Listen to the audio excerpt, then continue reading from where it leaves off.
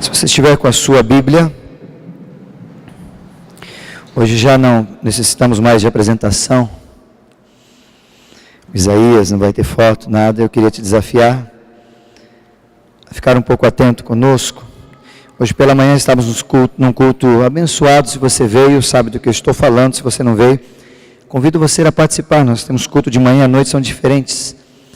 E a despeito da diferença, você pode ser alimentado duas vezes, fortalecido duas vezes, e duas oportunidades de abençoar alguém também nesse encontro que aqui temos. E eu queria convidar você para abrir a sua Bíblia no livro de Abacuque, no capítulo de número 3. Abacuque é o 35º livro do Antigo Testamento. Se você vier de trás para frente, talvez seja mais fácil, ou se você vier como está escrito, chega em Naum, acha Naum, e o próximo é Abacuque. Tá certo? Tente na sua Bíblia aí, quem tem um iPad ou algum elemento tecnológico, é mais fácil de achar, né? Mas se você tem a sua Bíblia, se esforce aí, vamos ouvir os barulhos das páginas, vamos achar Abacuque. Eu te espero, não tem problema. É um livro difícil da gente ler às vezes, ou buscá-lo e achar, são apenas 3 capítulos, bem pequeno, mas ele traz algumas lições importantíssimas para nós e eu gostaria de compartilhar contigo nessa noite. Como você já me ouviu e vai me ouvir dizendo várias vezes, a palavra de Deus, ela tem duas formas de agir como a espada. Ela atribula os confortados. Se você está confortável demais quanto cristão, ela vai te atribular. Mas ela também conforta os atribulados. Se você está atribulado, como é o tema da nossa mensagem desta noite, com a tristeza ou algo assim, ela vem te confortar. Então ela sempre vai ter essa possibilidade, essa proposta. E aí a pergunta é, como está o solo do teu coração para receber a semente da palavra de Deus? Abacuque capítulo 3. Se você olhou do lado e viu que alguém não tem Bíblia, compartilhe com ele. Essa é uma oração, nós conhecemos bastante a oração de Abacuque. Eu queria ler os finais dessa oração a partir do versículo 17. Atente a sua Bíblia, se não estiver riscada, risque esse texto, anote, que vale a pena quando você for olhar para ela e perceber que ali tem palavra de Deus ao teu coração também. Abacuque estava vivendo numa situação muito difícil, e depois de todo o relato que nós temos, e vamos entender um pouquinho no contexto da nossa explanação, ele chega a fazer a sua oração, e no final da sua oração, no versículo 17, ele diz assim: ainda que a figueira não floresça, e nem haja fruto na vide, que o produto da oliveira minta, e que os campos não produzam mais mantimentos, as ovelhas sejam arrebatadas do aprisco, e nos currais já não haja mais gado. Todavia, eu me alegro no Senhor, e exulto no Deus da minha salvação. O Senhor Deus é a minha fortaleza, e faz os meus pés como os da corça, e me faz andar altaneiramente. Finalizando, ao mestre de canto para instrumentos de corda. Algumas observações simples desse texto que a gente leu. Ele termina nessa expressão, mestre de canto para instrumentos de corda, porque nós temos vários salmos além do livro de Salmo. Não é só o salmo que tem salmos, outros textos da Bíblia tem, e esse daqui também é considerado um salmo, por isso que no finalzinho ele coloca ao mestre de canto para instrumentos de corda, onde as pessoas ali faziam, e ao salmodiar esse texto também eram meditados e tinham a explanação do Senhor na vida deles. Eu quero te convidar um pouquinho a compreender esse texto da palavra de Deus. Talvez você já o conhecia, ou já o ouviu em alguma canção, ou já leu em alguma letra de alguma marcação do Facebook, de alguma rede social, ou a camiseta de alguém, dizendo, ainda que a figueira não floresça, ainda que a vide não dê o seu fruto, ainda que nos campos não haja mantimento, ou de repente as ovelhas sejam arrebatadas dos currais, ou não haja gado. Todavia, embora, no entanto, eu me alegrarei no Senhor, no Deus da minha salvação. E aí ele continua, o Senhor é minha fortaleza, e faz os meus pés como os da corça, ou como o outro nome que você pode encontrar na sua versão, que nós vamos entender um pouquinho mais à frente. E eu queria te desafiar um pouquinho nessa noite, para você pensar comigo sobre o contexto do livro de Abacuque. Abacuque é um profeta, faz parte dos profetas menores, não porque ele é menor em atitude e muito menos menor em estatura, mas é porque são livros pequenos apenas e para compilar simplesmente colocaram assim, então, mas faz parte dos profetas menores. E Abacuque tem no contexto do seu tempo uma história muito interessante. Ele estava vivendo uma opressão tanto política quanto econômica, violações dos direitos humanos de todas as pessoas, não somente do povo de Judá, da qual ele vivia, mas de todos os lugares ao redor estava. Isso estava acontecendo por causa da Babilônia. Babilônia era um povo extremamente rude, e eles estavam dominando toda aquela região. Eles já dominaram a Síria, dominaram o Egito, e eles estavam cercando Jerusalém para dominar Jerusalém. E ali estava, naquela situação, Abacuque, olhando para o redor, olhando para a situação lateral e vendo que os inimigos estão prestes a sitiar a minha cidade. No entanto, não bastasse a cidade ser cercada desta forma, também existia uma pressão interna em Judá. E essa pressão interna é porque o pecado estava corrompendo todas as pessoas dentro do povo de Abacuque. Além do pecado, idolatria, contendas, abuso moral e também abuso religioso, e muitas outras situações difíceis estavam fazendo com que Abacuque olhava para aquele seu povo e dizia: nós estamos vivendo um colapso, um caos. E eles estavam na mira de uma disciplina de Deus. Por isso todo aquele processo, por causa também da ação dentro do próprio povo de Deus, o desrespeito, falta de obediência, falta de dependência de Deus, eles estavam na mira de uma disciplina de Deus. E aí entra Abacuque, que o seu nome significa abraçador, e ele se coloca como um intermediário, ele coloca-se como uma pessoa que quer abraçar o sofrimento do povo e intercede junto a Deus pelo seu povo. E Abacuque então começa a nos ensinar algumas atitudes muito interessantes que eu queria compartilhar contigo nesta noite. Eu acho engraçado porque a palavra de Deus, ela não esconde as nossas fragilidades. Ela não esconde que nós vamos passar por momentos difíceis, como passou Abacuque. Só que Abacuque, no final do texto, eu particularmente, se eu estivesse lendo, depois desse contexto todo, o livro de Abacuque e acabasse no capítulo 2, eu estaria satisfeito. Porque ali tem a resposta de Deus. Mas mais do que acabar no capítulo 12, de repente salta aqui como roupante o capítulo 3, a oração, ou mesmo um cântico de Abacuque, dizendo para as pessoas, para o seu povo, o que ele entendia, o que ele queria, quais são as suas opções diante daquilo que ele estava vivendo. E é isso que eu queria te desafiar um pouquinho nessa noite, porque nesse contexto, nós vamos aprender um pouquinho como que a gente pode se alegrar sem ter razão para isso. Porque normalmente, a gente pergunta para as pessoas assim: você está alegre? Eu estou. E logo já vem a outra pergunta: por que você está alegre? Não é verdade? Nós às vezes não nos satisfazemos com alguém dizer estou feliz. Que bom.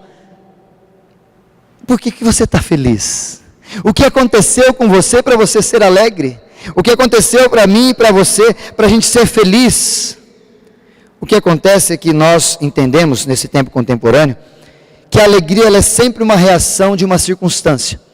Ela é sempre posteriori de alguma coisa que vai acontecer. Ela não simplesmente é um estado. Para nós ela não é uma... Acordei alegre, porque não sei, acordei é difícil acontecer. Nós sempre queremos saber a fonte. Nós sempre queremos saber o motivo. Mas o que de repente Abacuque mostra para nós nesse texto é que ele começa a louvar, a adorar e a se alegrar a Deus. O versículo 18 é muito claro: todavia eu me alegro. Ele não diz eu adoro, todavia eu vou à igreja, todavia eu gosto de Deus, todavia eu faço isso ou aquilo. Não, todavia eu me alegro no Deus da minha salvação. E ao dizer isso, a grande pergunta é: como que alguém, nesse contexto que estamos vendo aqui, ele já não tinha motivo para se alegrar? Aí no final, no versículo 17, ele começa a dizer, eu não tenho isso, eu não tenho aquilo, eu não tenho esperança, estou triste, estou assim, estou assim, estou assim, estou assim. Porém, contudo, todavia, eu vou me alegrar. Como? Como pode alguém se alegrar em situações assim? Talvez você veio ou está aqui nessa noite, ou já passou por uma dessas situações. Isaías, como posso me alegrar com tanta tristeza que está ao meu redor? Isaías, como eu posso me alegrar se estou sendo carcomido por um sentimento da qual eu não pedi para vir e ele apareceu? E mais do que aparecer, parece que ele vem, eu queria vislumbrar a alegria, mas ele vem, me rouba a alegria e vem como forma de tristeza, estaciona na minha vida e ali fica, e eu mando embora, ele não vai, e fica, e eu não consigo mais sair dela. E hoje eu quero desafiar você a entender por que Abacuque conseguia fazer isso. No livro de 2 Coríntios, capítulo 4, versículo 9, o apóstolo Paulo diz assim: em tudo nós somos atribulados, mas não angustiados, perplexos, mas não desanimados, perseguidos, mas não desamparados, abatidos, mas não destruídos. Apóstolo Paulo coloca como Abacuque aqui a seguinte expressão: eu posso estar nessa situação, mas isso não é o meu status quo. Isso não é a minha função de ser quanto criatura ou quanto projeto de Deus para a vida. É isso que Paulo está dizendo em 2 Coríntios capítulo 4, versículo 8 e 9, e é isso que Abacuque vai dizer para nós. E ele diz numa frase que eu estou aqui parafraseando, eu não tenho nada, ele diz no versículo 17 e 18, não tenho nada, não tenho onde ter nada, mas eu não me sinto nada. Talvez ele poderia dizer também, eu não tenho razão para adorar, mas eu vou começar a adorar a Deus sem razão. Eu não tenho razão para me alegrar, mas eu vou alegrar a Deus sem razão, porque eu sei que Deus, no meio desse adorar e me alegrar, as razões virão para que eu possa me fortalecer nele. Essa é a palavra de Abacuque. Esse é o desafio que Abacuque lança para mim e para você, mas ele tomou algumas opções, ele optou por algumas atitudes importantíssimas que eu queria que você guardasse e meditasse nessa semana toda para alimentar o teu coração. E a primeira delas está no versículo 17, nós não vamos colocar ali mais uma vez, repito, por isso eu queria que você anotasse, de vez em quando nós não vamos para você criar hábitos e ficar ali não aguardando, mas atento, mais do que aguardar visivelmente, tá bom? A primeira ideia que eu queria que você guardasse está no versículo de número 17. Escreva isso se você estiver anotando. Abacuque optou pelo espiritual e não pelo material. Vou repetir. A primeira opção que Abacuque tomou foi optar pelo espiritual e não pelo material. Como assim, Isaías? Optando por isso, pelo espiritual e não pelo material, Abacuque conseguiu achar razão para se alegrar diante de Deus. Vamos entender por quê? O versículo 17 nos ajuda. Ele começa dizendo assim: ainda que a figueira não floresça, ou seja, ainda que não tem nada nessa figueira, nem proposta de uma fruta logo mais, ainda que não haja fruto na vide, essa videira não está dando nada, tudo bem, o produto da oliveira minta, ou seja, eu achei e não é, e os campos já não produzam mais nada, e agora? De onde eu vou tirar? E ele de repente olha para os animais e fala, peraí, se os campos não dão, ainda tem bicho. Mas de repente ele continua, as ovelhas foram arrebatadas do aprisco, ou seja, não tem mais ovelha, não tem campo, não tem produção e não tem mais bicho. E ele continua, e nos currais também não tem mais gado, ou seja, acabou tudo a minha provisão. Tudo que Abacuque tinha como convicção, como suprimento para a sua vida, que é o alimento, que é a coisa mais natural, que é aquilo que ele tinha, que era legítimo de Abacuque e do povo de Judá, naquele instante ele não tinha mais. Ele olha para tudo e diz, acabou, cadê? Para onde foram essas coisas? Mas quando Abacuque opta pelo espiritual e não pelo material, a gente entende que todo o material de Abacuque foi confiscado. Foi tirado tudo aquilo dele. Porém, ele diz no versículo 18, todavia, entanto, embora tenha tirado tudo isso que eu tinha, eu continuo me alegrando no Deus da minha salvação. Livro de Mateus, capítulo 6, 33, talvez Abacuque tenha tido o mesmo Espírito Santo que inspirou Jesus a falar isso, também tem inspirado Abacuque ali a lembrar disso. Mateus 6, 33, buscar em primeiro lugar o reino de Deus e a sua justiça, e todas as outras coisas serão acrescentadas. Prioridade, Deus, buscar as coisas espirituais e não buscar simplesmente as coisas materiais. E ele quer dizer que, nesse texto, Abacuque dizendo com a palavra todavia, que a fonte da alegria para Abacuque era espiritual e não material. Simplesmente. Ele estava querendo dizer, em optar pelo espiritual, a fonte da qual eu tenho alegria e posso dizer, eu me alegro no Deus da minha salvação, é espiritual e não material. E eu começo a pensar sobre isso, porque a alegria de Abacuque não estava nas coisas. Mas quantas vezes nós temos alegria simplesmente nas coisas materiais e não nas coisas espirituais? Eu me recordo do texto de Mateus, o próprio Mateus, capítulo 6, versículo 21, Jesus dizendo, onde estiver o seu tesouro, ali também estará o teu coração. E eu fico observando muitas vezes hoje que nós temos várias fontes de alegria. Tem muitos irmãos, e conversar um pouquinho com o meu presbítero Mário, sobre gostar de carro, limpar carro. Eu sou apaixonado por carro, alguns já viram meu carro que é um pouco diferente, né, estranho, mas aproveitar enquanto ainda nos filhos não vão fazer bagunça, tudo, vamos ficar com o carro. Mas eu gosto de limpar, de lavar um carrinho. Mas eu tinha um amigo, que a fonte da alegria dele era o carro. Anderson, o nome dele, de Botucatu. E o Anderson, ele tinha um carinho tão grande com o carro, ele alisava tanto o carro, limpava tanto o carro, que ele começou a namorar uma moça, e essa moça, ela morava, a casa dela ficava 200 metros de estrada de chão, porque não asfaltaram aquele bairro ainda. E quando ele lavava o carro, ele ligava para o táxi, para buscar a sua namorada, trazer até em casa, porque ele não queria pegar a estrada de chão para sujar o seu carro.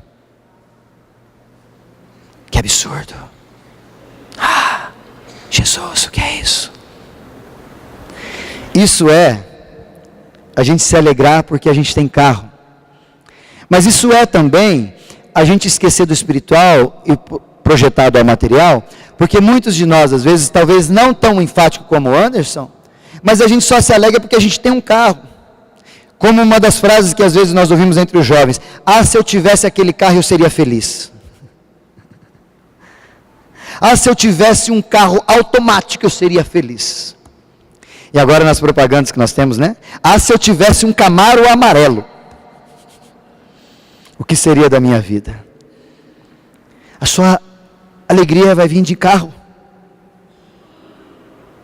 Uma vez o irmão disse para mim, Isaías, eu preciso de um carro novo. Aí ele tinha um carro mais velhinho, que dava mecânica e tal, vamos orar, nós oramos, ele conquistou um carro novo, ele de um Passat, ele comprou um Vectra, na época, um Vectra CD 2.0, aquele modelo mais antigo, mais bonito, sabe, prata, lindo o carro dele. E aí ele começou a parar de vir na igreja, porque no domingo ele ficava limpando o carro dele.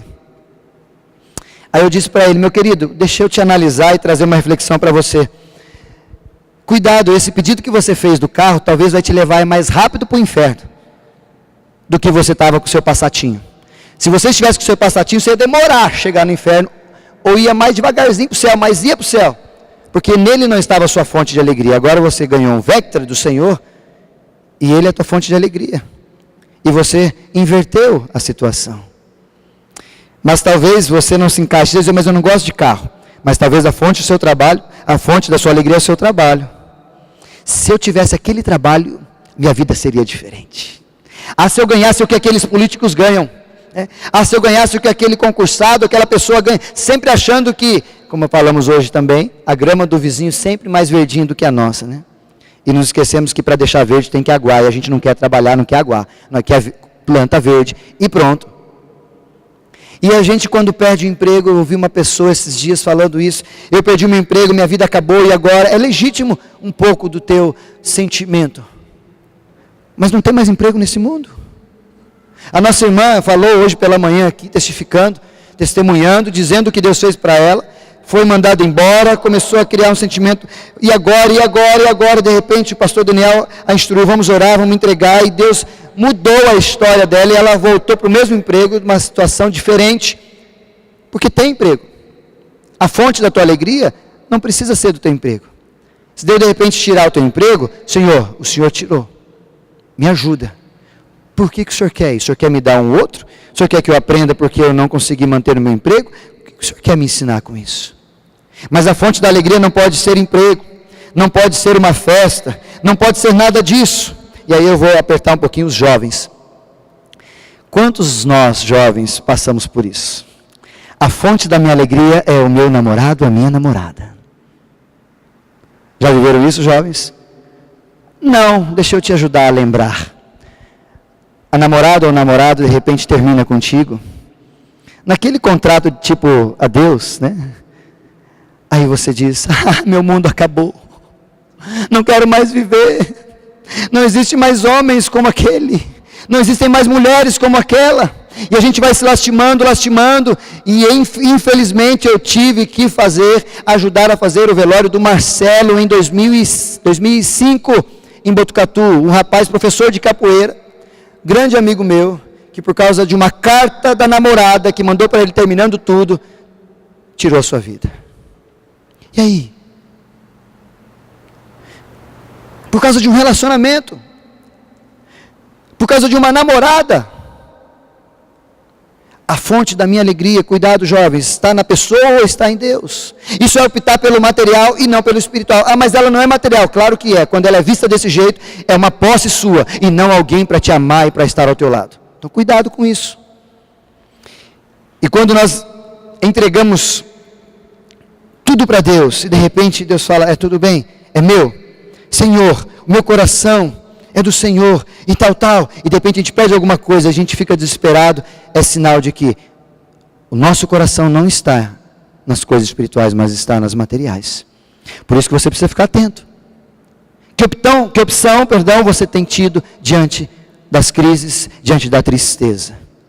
Você tem optado por coisas espirituais ou materiais? Onde está a fonte da tua alegria? E aí eu fico me perguntando, se Deus talvez te abençoar do jeito que você se relaciona com as coisas, Ele vai só te dar mais cadeias, mais prisões. Por isso que Deus de vez em quando não abençoa a gente, porque se Ele der bênção, nós vamos transformar a bênção em maldição. E vamos só se atropelar e se atrapalhar com a bênção. E Deus fala, peraí, você não está preparado para receber bênção, porque eu te dou bênção, e você não sabe viver com ela. Aí a gente recorda do texto do próprio Jesus na parábola dos talentos. A medida de cada um, capacidade de cada um. Então talvez você precisa lidar melhor com as coisas materiais e buscar a sua fonte para a alegria da tua vida nas coisas espirituais. E você vai ver que você não vai ser decepcionado. Porque Ele mesmo, o próprio Deus é quem vai provendo isso para nós. E eu me recordo, e aqui eu vou para o segundo ponto, trazendo esse exemplo de Jó. Jó fez a opção pelo espiritual e não pelo material. O maior exemplo para nós, vocês conhecem o livro de Jó no capítulo 1, exatamente no versículo 1, quando todo aquele relatório desagradável chegou aos ouvidos de Jó, ele diz, o Senhor Deus deu, o Senhor Deus tomou. Acabou o texto? Bendito seja o nome do Senhor, meu Deus. Ele perdeu filhos, ele perdeu bens, ele perdeu tudo, e ainda ficou doente, tadinho. Todo cheio de lepra. E de repente ele me diz no versículo 21, Senhor Deus, o Senhor Deus deu, o Senhor tomou, bendito seja o nome do Senhor. Isso é optar pelo espiritual e não pelo material. O resultado no capítulo 42, o final do livro de Jó, no versículo 10, nós temos ali o relato de que Deus o abençoou em dobro de tudo aquilo que ele tinha. Simplesmente porque ele não se contentou em ficar com o material. Ele falou, não, isso aqui não me importa. Eu quero que a razão da minha existência e da minha alegria, como Abacuque, seja espiritual. Deus deu, Deus tomou. Bendito seja o nome do Senhor. Quantas vezes você repetiu essa frase? Quando as coisas foram arrancadas de você. Deus deu, Deus tomou. Bendito seja o nome do Senhor. Senhor, está em tuas mãos. Tudo que tenho não é meu, é do Senhor. Nós precisamos aprender a optar pelo espiritual. Por isso eu desafio você, não abra mão do espiritual por causa do material, por causa dessas outras coisas, mas insista no espiritual. A segunda dica está no versículo 18. E eu queria desafiar você, diante de toda essa situação, Abacuque ainda diz essa expressão, Todavia eu me alegro no Senhor e exulto no Deus da minha salvação. A segunda dica que eu queria lhe dar, que Abacuque optou em reagir e não se entregar. Se na primeira ele optou em espiritual e não material, não pode tirar. Pode tirar meus bens, pode tirar tudo, mas o Deus que está em mim ninguém consegue tirar. Se assim ele optou, ensinamento para mim e para você. Agora, a opção de Abacuque é: eu vou decidir reagir e não me entregar. Como que a gente diz isso? O texto diz que, você voltar algumas páginas, você vai ver que Abacuque chora, Abacuque intercede, Abacuque fica como torre de vigia, Abacuque clama de novo, grita, chorando, gritando para Deus, dizendo: Senhor, Senhor, até quando? Como? Por quê? E ele grita e conversa com Deus. Isso é fato, é legítimo. Mas, depois que ele caiu em si, ele decidiu não mais ficar se lamentando. Ele decidiu agir. Ele decidiu tomar uma postura. Ele decidiu vencer a tristeza que estava rodeando, estava querendo carcomer, estava querendo amalgamar esse servo e dizer para ele: você não tem mais, seu Deus esqueceu de você. Ele falou: não, eu não vou me entregar, eu vou reagir. E eu fico pensando também para você e para mim, quantas vezes nós passamos tempos difíceis. Isso é verdade. A própria palavra de Deus, Jesus dizendo: no mundo tereis tribulações, aflições. Aceitou Jesus, os problemas acabaram? Não, isso não é verdade. Talvez até os problemas aumentaram. Porque além de você ter os problemas normais, agora você vai ter uma luta espiritual que o inimigo vai querer te derrubar. Então vão aumentar os problemas. E às vezes os problemas nos fazem chorar. É normal. Chorar, tempos difíceis, tristeza, faz parte da nossa caminhada. O que não faz parte da caminhada do cristão é se entregar a uma tristeza, é se entregar a um choro para que aquilo se torne cômico e nunca mais ter opção para sair e achar que aquilo lá é meu status quo, e não, isso aqui é para mim, e Deus me fez assim, e vou viver o resto da minha vida assim. Você acha que só isso é o projeto de Deus para a tua vida? Só isso? Deus é muito maior. Você acha que Deus permitiu o Filho dele, Jesus, morrer por você e por mim só para isso? Eu gosto de um ditado, mas eu não concordo com ele, e quando eu ouço alguém, é palavra para tentar fazer a pessoa entender. O cair é do homem, mas o levantar é de Deus. Eu discordo. O cair é do homem, sim. O levantar, talvez, e inclusive, já antes da fundação do mundo, partiu de Deus, mas tem que ter a minha e a sua participação. Então o cair é do homem, o levantar também é. Porque talvez essa frase, esse chavão gospel, ele acaba trazendo para nós um certo salvo-conduto de que eu posso cair, ficar aqui me lamurando, chorando e aguardando: Senhor, o Senhor não vai fazer nada? Senhor, o Senhor não vai fazer nada? E ali lamurando e olhando e nada. E Deus, peraí, vamos lá, vamos junto. Eu estou tentando, a minha mão está aqui. Levanta, reaja. E foi isso que Abacuque fez. Ele olhando para o texto, para a situação, ele diz: todavia eu não vou me entregar, todavia eu não vou deixar essas coisas tomarem conta de mim, eu vou me alegrar no Senhor, no Deus da minha salvação. O que ele está dizendo é que ele não ia se entregar às suas circunstâncias, ele não ia se entregar àquilo que estava rolando perto dele.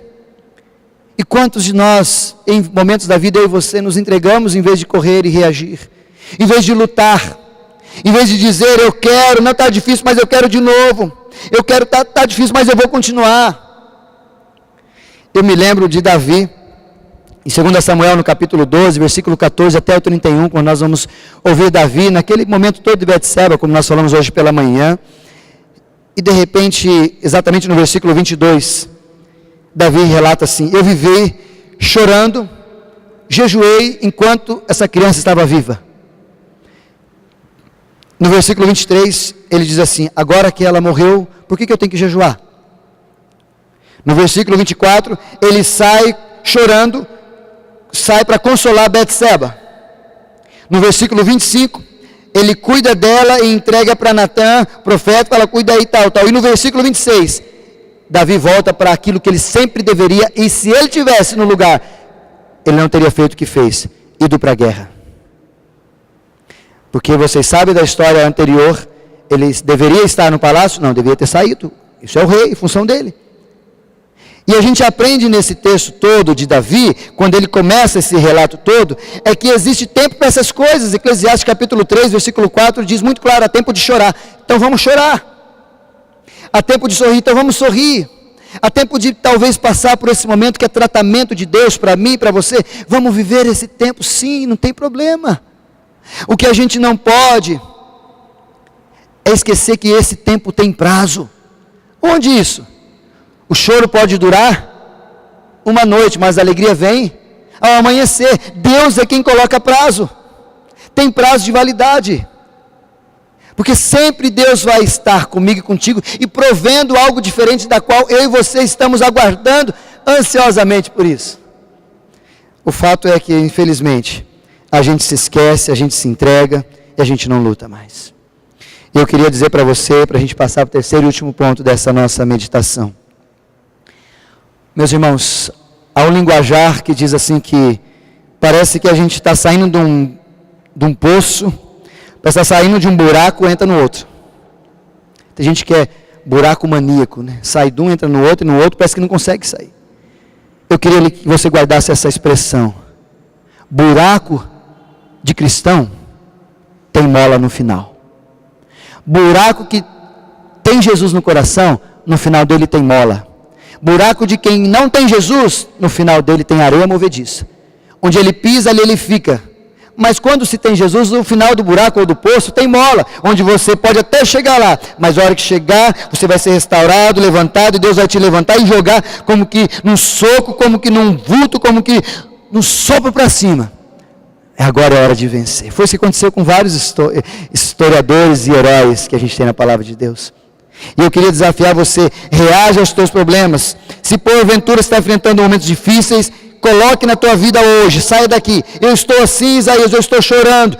Todavia, eu estou mal, todavia, eu estou sem emprego, embora. Eu estou mal com a minha esposa, embora. Eu não estou conseguindo mais estudar, embora. Tudo isso esteja comigo. Todavia, eu me alegrarei no Deus da minha salvação. Não se entregue à tristeza, lute. E por terceiro e último, está no versículo de número 19. Quando ele diz, todavia eu me alegro no Deus da minha salvação, ele usa essa expressão mais uma vez. O Deus da minha salvação. O Senhor Deus é a minha fortaleza. E aí eu queria desafiar você um pouquinho sobre esse texto, para a gente entender e fecharmos a nossa palavra desta noite. Além de optar por esses detalhes que já falamos, optar pelo espiritual e não pelo material, optar por reagir e não desistir, eu queria desafiar você a optar em depender somente de Deus. Dependa somente de Deus. Aqui Abacuque diz muito claro isso. Eu dependo só de Deus. Ele é a minha salvação, a minha fortaleza. Ele poderia dizer, eu exulto num Deus da minha salvação. Ou num Deus da salvação. Ou no Deus da salvação. Mas ele diz, eu exulto no Deus da minha salvação. Ele sabia quem ele era e quem Deus era na vida dele. E ele dependia única e exclusivamente de Deus. E às vezes nós, meus irmãos, esquecemos disso. Mas ele continua dizendo, o Senhor é o Deus da minha fortaleza, ou seja, que me dá força, a alegria do Senhor é a nossa força, lembra disso? E faz os meus pés como os da corça. Eu fui no zoológico ontem, com os meus pais que estavam aqui, meu sogro, o pessoal que estava com a gente de Maringá, e a gente viu os macaquinhos ali, bonitinho, vários macacos pulando e tal. E eu fico imaginando que se aqueles macaquinhos soubessem quão galho sensível são aqueles, talvez eles não se arriscariam. Que de repente pode quebrar, eles caírem, o macaco ficava tudo no chão. Ou só em tronco gordo, só grandão. Mas eles não sabem disso.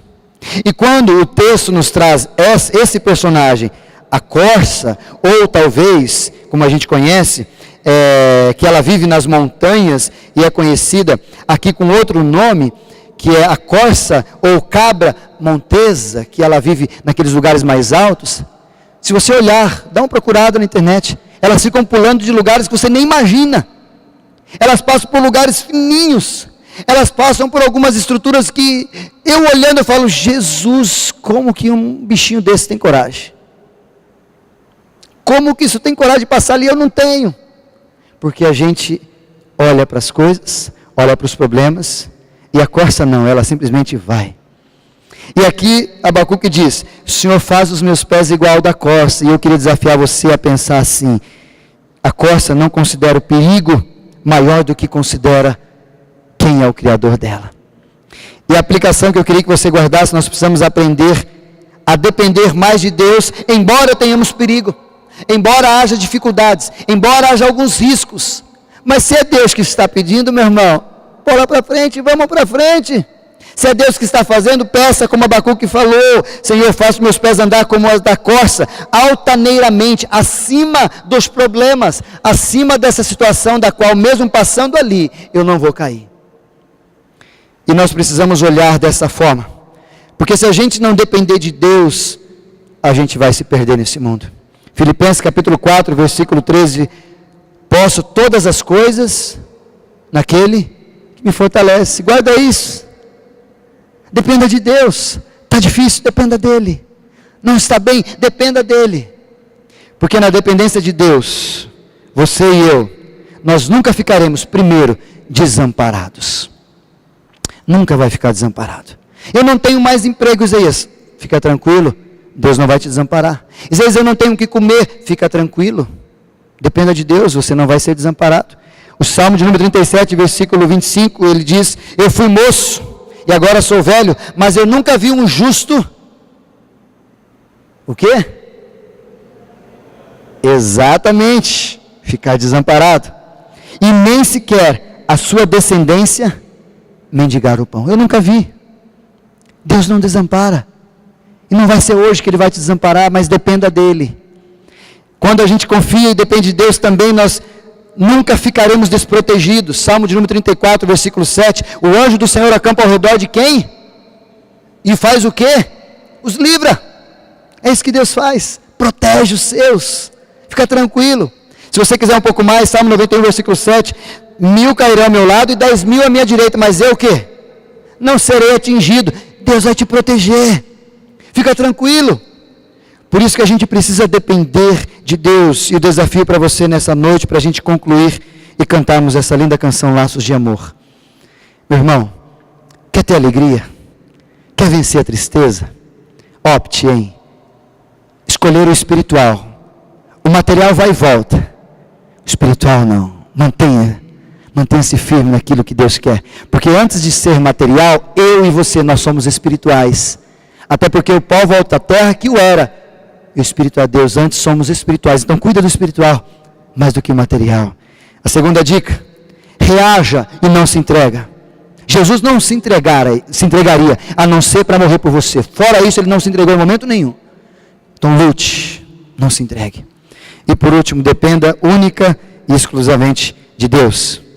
Se você fizer assim, se eu fizer assim, se nós fizermos assim, nós teremos razão para louvar a Deus, e não tenha dúvida disso.